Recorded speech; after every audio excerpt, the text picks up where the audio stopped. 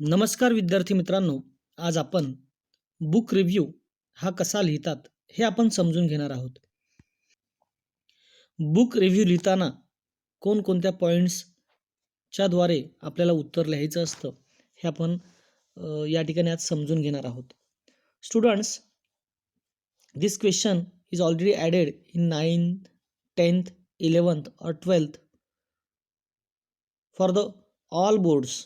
जेवढे काही बोर्ड्स आहेत, मोस्ट ऑफ बोर्डमध्ये म्हणजे जी काही शिक्षण मंडळ आहेत, महाराष्ट्र बोर्ड आहे, CBSE बोर्ड आहे, प्रत्येक बोर्डमध्ये हा क्वेश्चन त्यांनी त्या ठिकाणी ॲड केलेला आहे. आता रिव्ह्यूमध्ये दोन प्रकार आहेत. एक आहे फिल्म रिव्ह्यू आणि हा दुसरा प्रकार जो आहे तो आहे बुक रिव्ह्यू. आता बुक रिव्ह्यू म्हणजे नक्की काय? आपण एखाद्या पुस्तकाची समीक्षा करणं म्हणजे काय? एखादं पुस्तक वाचल्यानंतर त्याच्यावर आपण कशा पद्धतीने त्याचं आपण वाचन केलं किंवा आपल्याला त्याच्यातलं काय समजलं हे आपल्याला त्या ठिकाणी लिहायचं असतं. विद्यार्थी मित्रांनो, विंग्स ऑफ फायर हे खूप असं फेमस ऑटोबायोग्राफिकल हे कसं बुक आहे, जे डॉक्टर APJ अब्दुल कलाम यांच्या जीवनावर ते लिहिलेलं आहे. तर या ठिकाणी सप्टेंबर 2021 म्हणजे 5 महिन्यांपूर्वी बुक रिव्ह्यूवर आपल्या महाराष्ट्र बोर्डाच्या क्वेश्चन पेपरमध्ये बुक रिव्ह्यू लिहिण्यासाठी प्रश्न आलेला होता. तर सेम प्रश्न आपण या ठिकाणी कॉपी केला आहे, तो या ठिकाणी बघूया आपण. आणि आज आपण बुक रिव्ह्यू हा विंग्स ऑफ फायर या बुकवर जी ऑटोबायोग्राफी आहे डॉक्टर APJ अब्दुल कलाम यांच्यावर ती आपण बघणार आहोत. असं समजूया की आपण ते बुक वाचलेलं आहे आणि त्या बुकच्या अनुषंगाने आपल्याला काय समजलं हे आपण ह्या पॉईंटच्या द्वारे त्या ठिकाणी एक्सप्लेन करायचं असतं. क्वेश्चन कसा येतो बघा. You have recently read a book.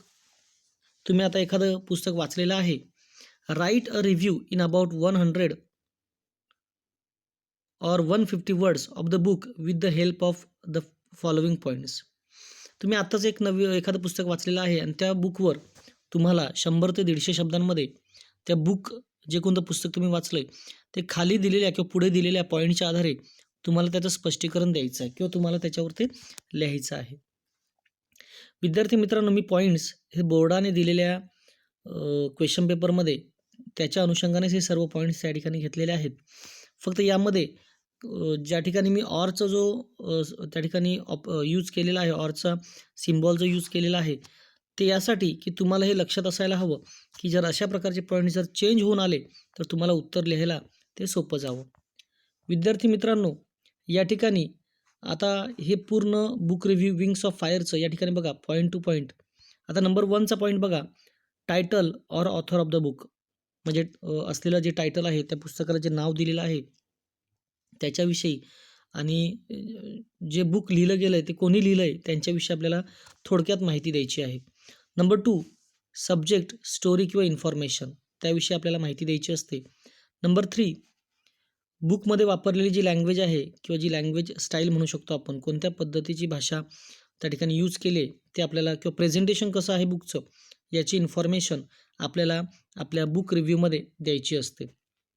Number 4, त्या ठिकाणी तुम्हाला बुक वाचल्यानंतर after reading book what message you got from that. तुम्हाला कोणत्या प्रकारचा मॅसेज मिळाला किंवा तुम्हाला कोणत्या प्रकारचा संदेश मिळाला किंवा तुमचं ओपिनियन काय किंवा तुम्हाला त्याचा फायदा काय झाला किंवा तुमचे विचार त्याच्याविषयी काय, व्हॉट युअर थॉट्स, तुमचे काय त्या पुस्तका विषयी विचार आहेत, तुम्ही वाचल्यानंतर तुम्हाला काय शिकायला मिळालं हे तुम्हाला थोडक्यात त्या ठिकाणी मांडायचं आहे.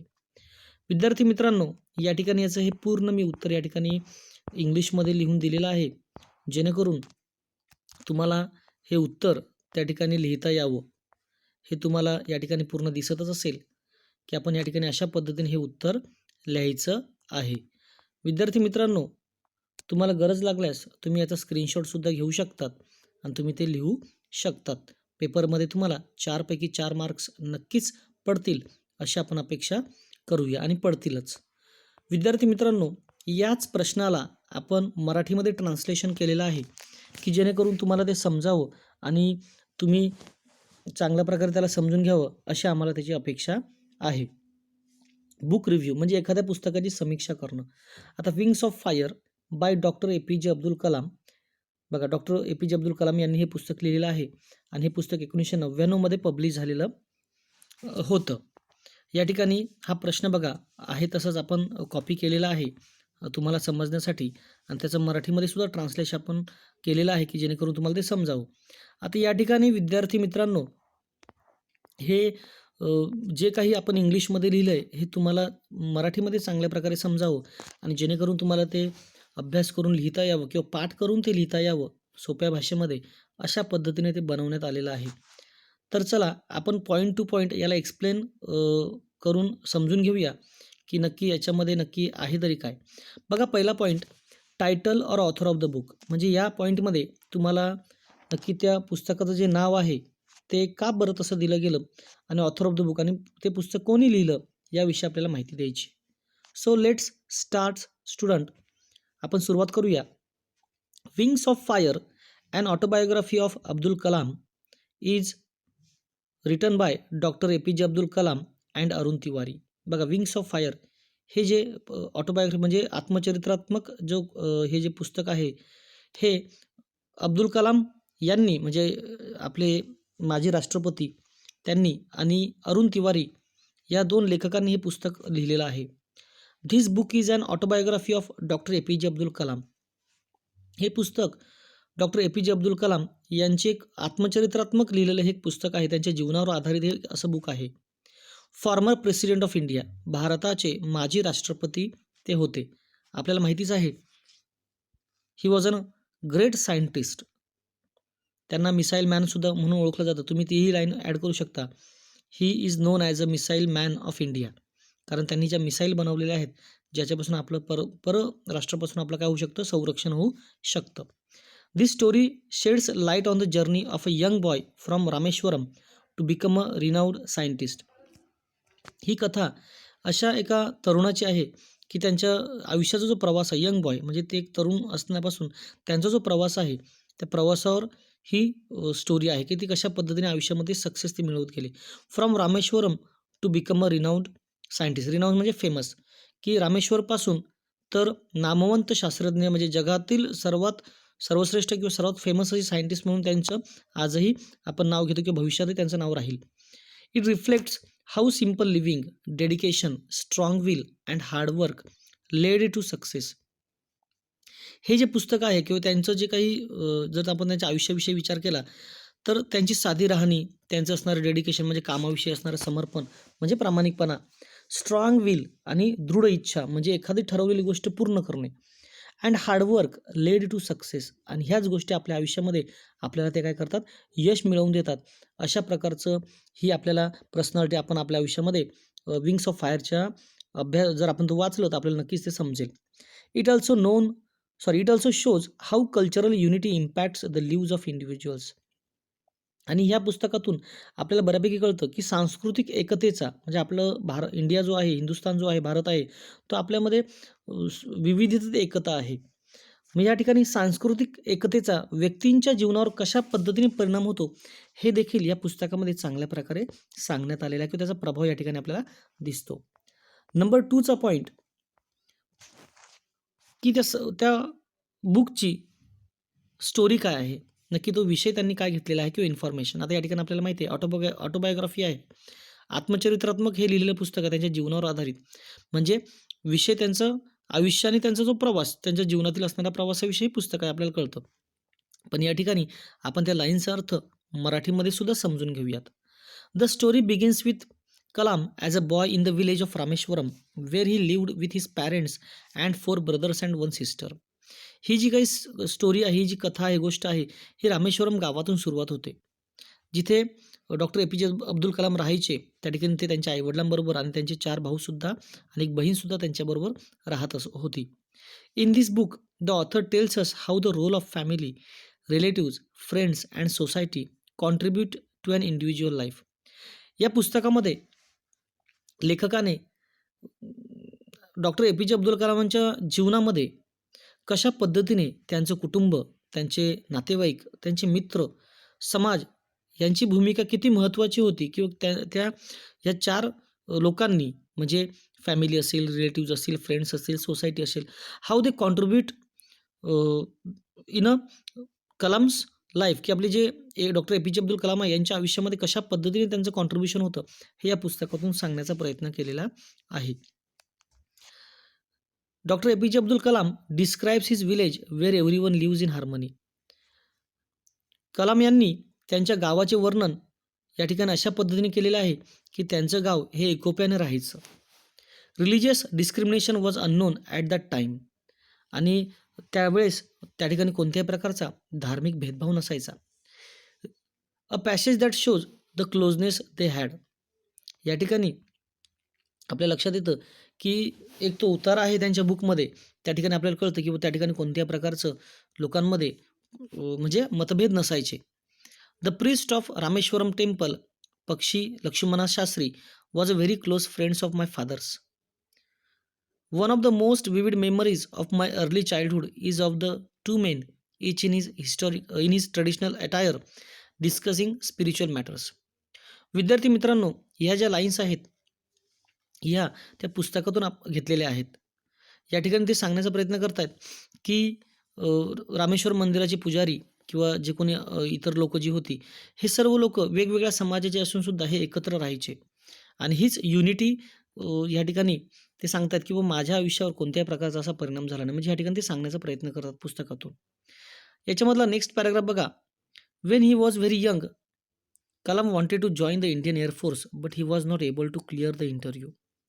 ते लहान असताना किंवा तरुण झाल्यानंतर त्यांना भारतीय वायुसेनेमध्ये इंडियन एअरफोर्समध्ये जॉब करायचा होता किंवा त्या ठिकाणी त्यांना सर्व्हिस करायची होती. But he was not able to clear the interview. पण ते इंटरव्ह्यू ते क्लिअर करू शकले नाहीत. Far from being demotivated he focus more on studies. ते निराश न होता त्यांनी त्यांच्या अभ्यासावर लक्ष केंद्रित केले. Started his career in aeronautical development establishment and was involved in the design of hovercraft. आणि त्यांनी स्वतःचं करिअर हे एरोनॉटिकल डेव्हलपमेंट इस्टॅब्लिशमेंट याच्यामध्ये त्यांचं करिअर त्यांनी सुरू केलं. आणि होअरक्राफ्टमध्ये त्यांनी त्या डिझाईन करण्यामध्ये त्यांनी स्वतःचं म्हणजे त्यांचा जो अभ्यास आहे किंवा त्यांचं जे नॉलेज त्यांनी यूज करण्याचा प्रयत्न केला. He went to NASA on training programme. ते नासाला म्हणजे ट्रेनिंगसाठी गेले. He moved to Indian space research and there he met Vikram Sarabhai. आणि ते इंडियन स्पेसमध्ये रिसर्चला गेले. आता तुम्हाला माहिती असतील की ह्या सगळ्यात मोठ्या संशोधन करणाऱ्या संस्था आहेत आपल्या भारतातल्या. ही मेट विक्रम साराभाई आणि त्या ठिकाणी ते विक्रम साराभाई यांना भेटले. He also met many genius who inspired him. ते अशा भरपूर हुशार बुद्धिमान लोकांना भेटले की ज्यांच्यापासून ते प्रेरित झाले किंवा त्यांना त्यांच्यापासून प्रेरणा मिळाली. The book also describes leadership and teamwork. या पुस्तकातून नेतृत्व आणि टीमवर्क म्हणजे ग्रुपमध्ये काम करणं हे सुद्धा त्या ठिकाणी सांगण्यात आलेलं आहे की हे खूप आपल्या आयुष्यामध्ये महत्त्वाचं आहे. नंबर 3चा पॉईंट आहे language, style and presentation.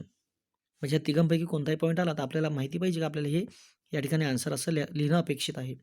The book reveals extensive and detail project work by doctor A P J Abdul Kalam. या पुस्तकामध्ये अब्दुल कलाम यांनी जे काही काम केलेलं आहे किंवा जे काही डिटेल प्रोजेक्ट आहे याच्याविषयी माहिती दिलेली आहे. Some readers may find this detailed description boring and unappealing. काही रीडर्स असे असू शकतात की ज्यांना ही माहिती थोडीशी बोरिंग किंवा अनअपिलिंग वाटू शकते. It highlights the successful execution of अग्नी अँड अदर प्रोजेक्ट्स. त्यांनी त्यांच्या म्हणजे दिलेल्या पुस्तकात की त्यांनी अग्नी चं जे काही एक्झिक्युशन होतं, ते जे काही प्रकल्प होते, त्याच्यावर त्यांनी थोडंसं किंवा त्याच्यावर फोकस करण्याचा जास्त प्रयत्न त्यांनी त्या ठिकाणी केलेला होता. आणि त्यांनी कशाप्रकारे त्याच्यामध्ये यश मिळवलं हेही ते त्याच्यामध्ये सांगतात. The book narrates India's technological achievements. आणि हे पुस्तक भारताची यांत्रिक प्रगती याच्याविषयी नक्कीच जास्त काही आपल्याला माहिती या ठिकाणी मिळते. म्हणजे आपल्याला त्याच्यातून तांत्रिक किंवा ज्या यांत्रिक पद्धतीचे टेक्नॉलॉजिकल जे काही डेव्हलपमेंट आहे याच्याविषयी हे पुस्तक आपल्याला जास्त माहिती देतं. It speaks about some brilliant minds who work behind Indian space research such as Vikram Sarabhai and doctor Brahmprakash and their contribution towards ISRO. आता हे पुस्तक या पुस्तकामधून जे कोणी काही काम करणारे संशोधनामध्ये भारतीय अंतराळ संशोधन जे इंडियन रिसर्च आपण ज्याला इंडियन स्पेस रिसर्च म्हणतो, याच्यामध्ये काही असे खूप हुशार असे बुद्धिमान लोकं काही काम करायची, त्यांची त्यांनी नावं या ठिकाणी आवर्जून घेतलेली आहेत. त्यांच्यामध्ये विक्रम साराभाई आणि डॉक्टर ब्रह्मप्रकाश हे खूप हुशार त्या ठिकाणी विद्वान लोकं त्या ठिकाणी असायचे. नंबर 4 आता या ठिकाणी बघा, आपला चौथा पॉइंट आहे, की याच्यातून हे पुस्तक वाचल्यानंतर आपल्याला काय फायदा झाला किंवा काय आपल्याला मेसेज मिळाला किंवा आपलं काय विचार आहेत या बाबत हे आपण या ठिकाणी मांडण्याचा प्रयत्न करू. म्हणजे किंवा आपल्याला आपण काय शिकलो याच्यातून, what we learn from this book, की आपल्याला काय शिकलो आपल्या आयुष्यासाठी हे आपल्याला या ठिकाणी थोडक्यात सांगायचं आहे. As a reader, this book initially is very interesting, particularly the portions from his younger days to a college student who was encouraged by his family. एक वाचक आता बघा, या ठिकाणी आपण आपले विचार मांडायचे आहेत, की एक वाचक म्हणून मला असं वाटलं, की त्यांच्या म्हणजे लहानपणापासून किंवा त्यांच्या तरुणपणापासून तो कॉलेज स्टुडंट असेपर्यंत त्यांची फॅमिली त्यांना नेहमीच प्रेरणा द्यायची. का तर शिकण्यासाठी. आपल्याला माहिती आहे, की तो काळ असा होता, की आपल्याला फॅमिलीतून शिकण्याचे चान्सेस नसायचे किंवा कोणत्याही घरामध्ये आपल्याला शिकणं हे जास्त महत्त्वाचं नसतं. पण त्यांच्या घरातून त्यांना नेहमीच प्रेरणा मिळाली किंवा त्यांना नेहमी शिकायला सांगितलं जायचं. Later the writing becomes a bit monotonous as it gives minute illustration of the projects. आणि थोडंसं पुढे जाऊन काही अशा पद्धतीचे काही प्रकल्प किंवा काही प्रोजेक्ट त्यांनी जे तयार केलेले आहे त्यांच्या जीवनामध्ये, की ज्याचा भरपूर फायदा आपल्या भारताला झाला, त्याविषयी त्यामध्ये माहिती दिलेली आहे. At the end he offers advice to the younger generation not to get demotivated and lead a positive life. आणि शेवटी ते सांगतात, प्रत्येक तरुणाला ते सल्ला देतात, की ही जी पिढी आहे, जी तरुण पिढी आहे, यांना प्रत्येकाला ते सल्ला देण्याचा प्रयत्न करतात, की आयुष्यामध्ये कधीच डिमोटिवेट होऊ नका. नेहमी लीड अ पॉझिटिव्ह लाईफ, की आयुष्यामध्ये जगताना नेहमी पॉझिटिव्हली जगा. जेणेकरून आपल्या आयुष्यामध्ये आपल्याला नक्कीच यश मिळत राहील आणि चांगल्या लोकांमध्ये राहा, म्हणजे तुमचं आयुष्य हे नक्कीच चांगलं घडेल किंवा बुद्धिमान लोकांमध्ये राहा, तर बुद्धिमान घडाल. This book demonstrates how Dr. APJ Abdul Kalam's simple living and positive thinking became an inspiration for the Indian youth. हे पुस्तक अशा पद्धतीने भारतीय तरुणांसाठी महत्त्वाचं आहे, की ज्यामधून डॉक्टर ए-पी-जे अब्दुल कलाम यांची जी साधी राहणीमान होती, ते हुशार होते, खूप बुद्धिमान होते, पण त्यांना कधीच त्या गोष्टींचा अहंकार नव्हता. ते साधेच राहायचे आणि पॉझिटिव्ह थिंकिंग म्हणजे सकारात्मक विचारसरणी, आयुष्याबद्दल असणारी सकारात्मक विचारसरणी किंवा चांगला विचार करून आयुष्य जगणं and inspiration for the Indian youth, आणि हेच आपल्या भारतीय तरुणांना सर्वात जास्त प्रेरणादायी ठरले. अशा प्रकारे आपण हा बुक रिव्ह्यू या ठिकाणी पूर्ण केलेला आहे. जर रेटिंगची गोष्ट असेल, तर या बुकला आपण 9 आउट ऑफ 10 देऊ शकतो. म्हणजे 10 पैकी 10 किंवा 9 म्हणजे 9 किंवा 10 पैकी 10 सुद्धा आपण देऊ शकतो. कारण हे पुस्तक तेवढं भारी आहे. हे पुस्तक मराठीमध्ये सुद्धा अवेलेबल आहे. अग्निपंख म्हणून लक्षात ठेवा. मराठीमध्ये सुद्धा ट्रान्सलेशन याचं केलेलं आहे. नक्कीच तुम्ही ते एकदा वाचावं, जेणेकरून आपल्या आयुष्याला एक चांगल्या प्रकारची चांगली दिशा मिळू शकते, हे लक्षात ठेवा. धन्यवाद विद्यार्थी मित्रांनो. आणि अभ्यास करा आणि चांगले मार्क मिळवण्याचा प्रयत्न करा.